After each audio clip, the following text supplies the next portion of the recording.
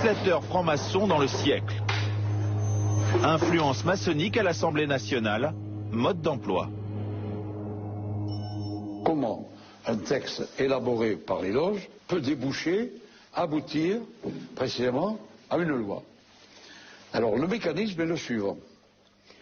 Si on a la chance d'avoir un frère ou une sœur, ou à la Chambre, ou au Parlement européen, et également au Sénat.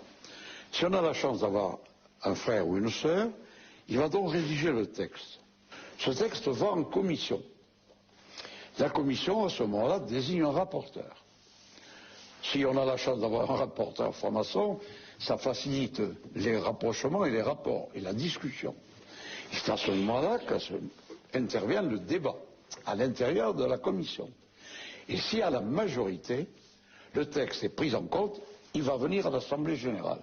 Il va donc être débattu face à la présidence. C'est au prix de ces efforts permanents qui sont quelquefois harassants que l'on parvient parfois à faire progresser la société.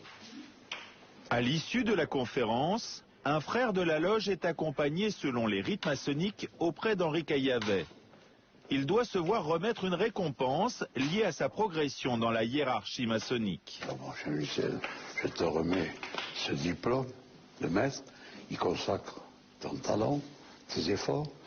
Tu progresseras, comme te l'a dit le grand maître, dans les hiérarchies, le gradué. Efforce-toi d'être toujours fidèle à tes engagements. Un jour, on t'a dit, tu ne mettras jamais plus genou à terre. Tu n'as plus mis jamais le genou à terre. Je te fais confiance pour défendre notre idéal. Je t'embrasse. Le petit discours est suivi de 3 bises, une tradition chez les francs-maçons. Avant de quitter la salle, chaque participant apporte son obol. La somme sera versée dans la cagnotte de la loge. En franc-maçonnerie, la cotisation varie entre 250 et 400 € par an et par adhérent en fonction des obédiences.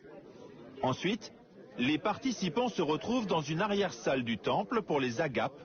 Comprenez par là un grand buffet. Je vois très bien ça en ouverture sur Canal+. Qu'est-ce qu'ils font les francs-maçons? Ils boivent. Hein? Henri Caillavet en profite pour signer un ouvrage qu'il vient de publier. Son premier fan est un frère, on dit un frangin dans le jargon. Frangin? Oui, de la loge Utopie. Ici? Tu es frangin?